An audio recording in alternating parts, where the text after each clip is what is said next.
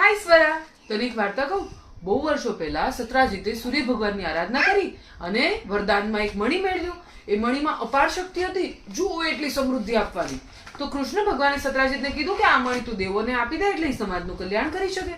સત્રાજીત કે ના ના, તપસ્યા મેં કરી છે, મણિ એમ નહીં મળે. થોડા વખત પછી સત્રાજીતનો ભાઈ પ્રસેન જંગલમાં મણિ લઈને શિકાર કરવા ગયો અને ક્યારેય પાછો જ નહીં આવ્યો. તો બધાને એમ થયું નક્કી કૃષ્ણ ભગવાને પ્રસેનને મારી નાખ્યો છે, પણ એમણે તો એવું નહોતું કર્યું. તો એને જંગલમાં જઈને તપાસ કરી.